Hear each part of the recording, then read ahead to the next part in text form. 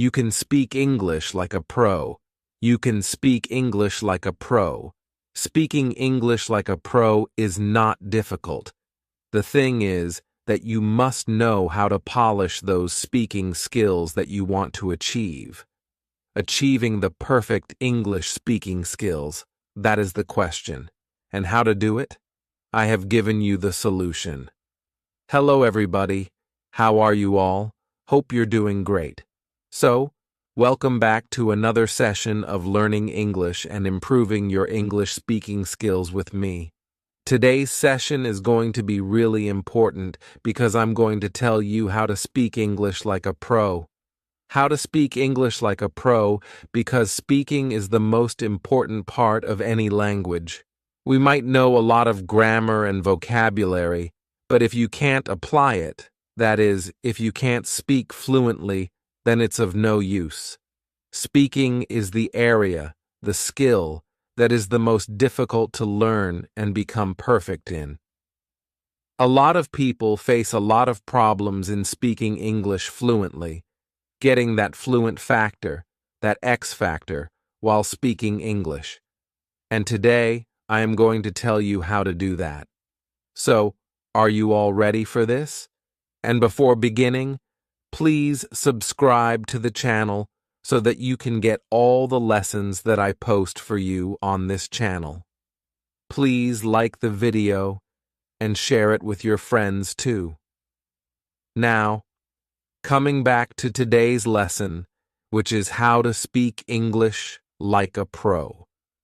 Speaking English like a pro. Now, speaking is very important, as we have discussed. Speaking is being able to speak English without any fear of making mistakes, without hesitating, and being able to speak English effortlessly. To be able to speak English whenever you want, in any situation, with confidence. That is the English we want to speak. A lot of times, what people say is that they know grammar. For example, they are really good with tenses. If it's about written English, their tenses are perfect. But as soon as they start speaking English, the sentence structures begin to distort, and unconsciously, subconsciously, they use the wrong tense. As soon as they speak it, they realize that they've used a wrong tense because their tenses are good. But it's really difficult to apply that in speaking. That means how to perfect the art of speaking English. You might have good vocabulary, you might know a lot of words. But then, to be able to speak them when you're having a conversation, to be able to speak them, to be able to use them while speaking actively, that is the big question. That means everything comes up to speaking. Whatever you're doing in your English language learning ends at speaking. Whatever we are doing is a preparation to speak the language. And that is what we are going to learn today. How to become perfect in speaking. You might be perfect in a lot of skills, but if the speaking part is not strong, then this is the video for you. Speaking. Let's begin with all the techniques that I want to tell you to become a pro in English speaking. So the first thing that we need to do is become comfortable with the words you know. Get comfortable with the words you know. Now you must know a lot of words. You are learning English. That means you're also improving your vocabulary. That is a part of English learning. If you are improving your vocabulary, you must know a lot of words. If I tell you a word and you have read it before, you will know about the word. Okay, this is the word. For example, the word contemplate. We did it in a recent video of mine, in the words video. Contemplate is a word. If I tell you about it now, you're familiar with it, right? The big question is to be able to speak it. Now, if you know the context, if you know the meaning, if you are familiar with some example sentences, you will become comfortable with the word. That is what we want to achieve. To become comfortable with the words that you know. A lot of times what we do is we mug up a lot of words, keep them aside in our memory, take new words, mug them up, and then keep them aside in a different area. New words. We do it a lot, again and again, with the same set of words, with different sets of words. What we are not doing is to be able to use them. It's not about storing lots of words in your memory. It's about being able to use them in speaking. You might know 100 words, but if you're not able to speak them, if you're not confident enough to speak them, for example, you might be confused about the meaning. You might be confused about the usage. Usage means the context, in which context to use which word. You might be confused about context. You might be confused about the pronunciation, which is very important. So if you do not know about these things, you will not be comfortable with the word, comfortable enough to use it while speaking. You know 100 words, but you're not comfortable using them while speaking. What is the use of those 100 words? What is the use of those 100 words? On the contrary, you know 50 words. Okay, let's take half of the quantity. You know 50 new words, and you are comfortable using them, you're confident enough to use them, you are able to use them while speaking English. Now, this scenario is much better than scenario number 1. Why? Because this is aiding your speaking. It's helping you speak better. It's helping you speak for a longer time because you have a variety of words to use. You have content with you. Our words, they are our content to speak, right? If you do not know what to call a particular thing, how would you speak about it? If you do not know particular vocabulary for some action verbs, vocabulary for some names, anything, your feelings, what you're feeling, you do not know how to name it in English. How would you speak? That means vocabulary is important, and you have to get comfortable with the vocabulary that you're learning. Now, getting comfortable with that word is very important. So you must know the meaning, you must know the context, which is very important. You must know the context, the correct pronunciation, and some example sentences that you have spoken out loud. So take up the word. Speak it 3 times at least. When you learn a word, speak it out loud 3 times, 4 times. Take up the example sentences, speak them out loud, okay? Out loud. So speak them out and practice. This will help you become comfortable with that word. This will help you develop a memory of that word, how to speak it, your muscle memory, your mind memory, right? So this is very important. This will become an active part of your memory, active vocabulary. So get comfortable with the words that you know, and you'll see a huge difference in the way you speak English. Now, number 2. Number 2 is, don't just practice speak. Do not just practice speak. Speaking is very important. Now, I'm saying, don't just practice speak. Well, I'm talking about your speaking practice. Do not just do your speaking practice, but actually speak English in a real-life situation. That is very important. A lot of times, people do lots and lots of speaking practice. They are doing it, but then they are not applying it anywhere in the real-life situation. They are hesitant. See, you have to take that first step. I know it's going to be difficult. It will not be easy. You might have second thoughts. You might think, okay, let me get a little bit better, let me do some more practice, and then I'll try speaking English in the real-life world. This doesn't work like that. You have to go out and speak. That is the thing. You're doing your speaking practice, That is like a test drive. You are learning how to drive, right? You're learning everything, learning how to drive, and then you are in this particular driving school. You are in this field where you are free to do whatever you want, practicing. You have done everything. Now, when the first time you're going to go onto that road, this is the real life situation. You have different feelings.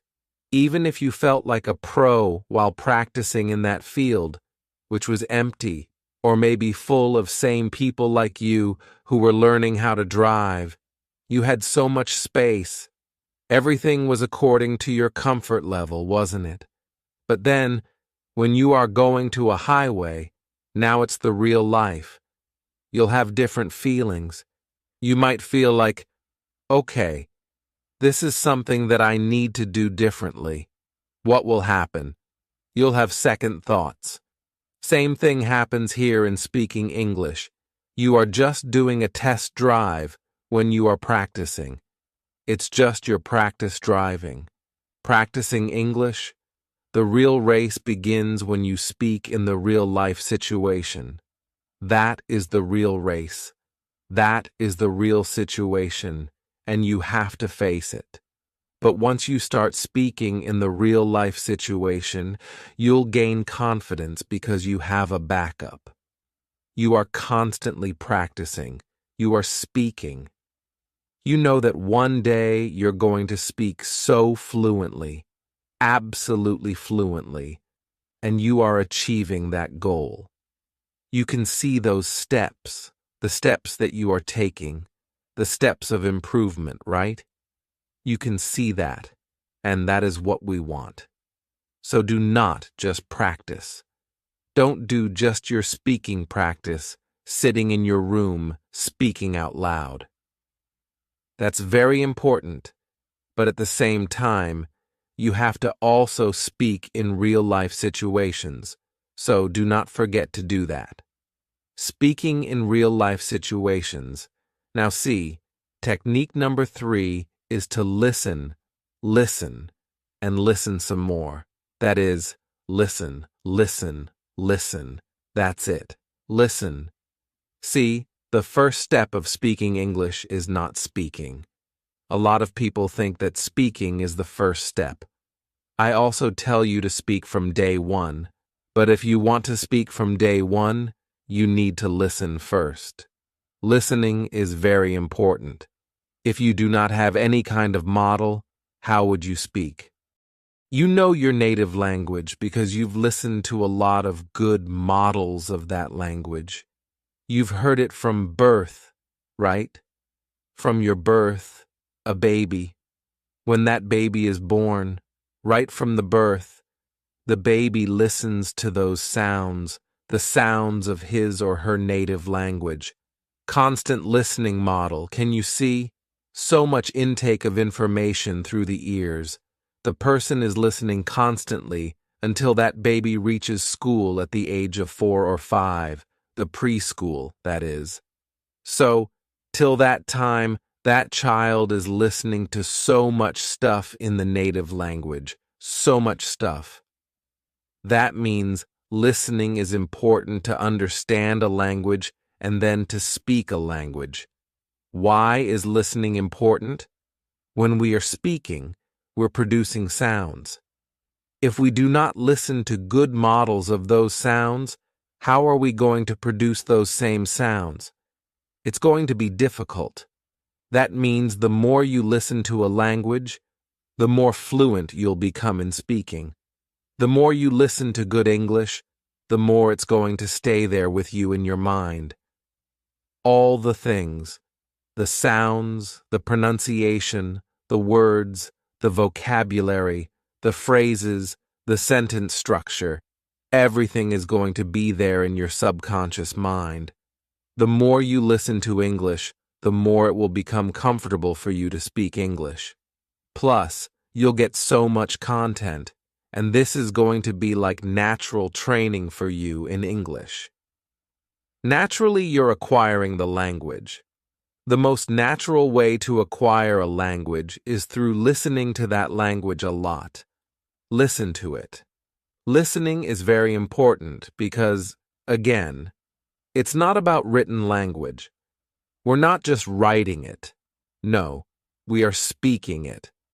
And speaking means, like I've told you, to produce sounds, pronunciation, your intonation, the stress, the rhythm. Everything matters a lot, and that particular thing comes from listening to a language. The more you listen, the more you are able to understand the language, the pronunciation, everything. Your brain automatically tells you that you have to speak now. You've listened to so much. You have gained so much input. Now it's time for the output. So you have to gain input through listening a lot. Listening is very important because it's about speaking. We're right now talking about speaking. You have good grammar. You might have so many words with you. You might have learned a lot of vocabulary. You know about grammar. You have read a lot of things. Everything has been done. Now, this is the time to polish the speaking skill, because all of the other skills are now there with you. But this skill, the skill that is an art, is still left to be polished. And for this, you have to listen. Listen to good English. Listen to good models of English. You can listen to either a professional who speaks English, or you can listen to any native person who speaks English. That means you can listen to a lot of English interviews if they are a good source of English. If the person is absolutely fluent in English, you can listen to them. If a person is a professional, that's the work of that person, to speak in English. You can listen to that person. If you are watching a movie in English, obviously there are native people in there, the actors and actresses and all that.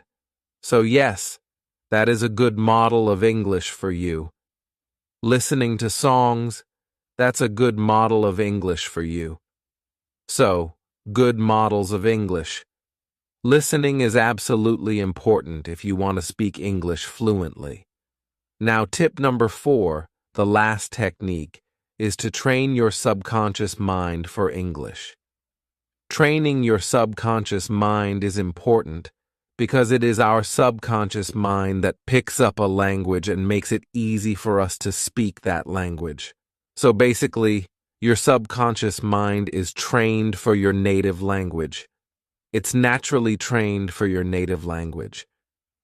Whatever you're speaking in your native language, you're not thinking about it, really. You do not have to make any kind of effort. You do not have to search for proper words. You do not have to search for a context. You know which word to use in which context. If this particular word is polite, if this word is rude, if this word is humorous, you know it when it's your native language. You know which word to use in which context, and it comes so naturally.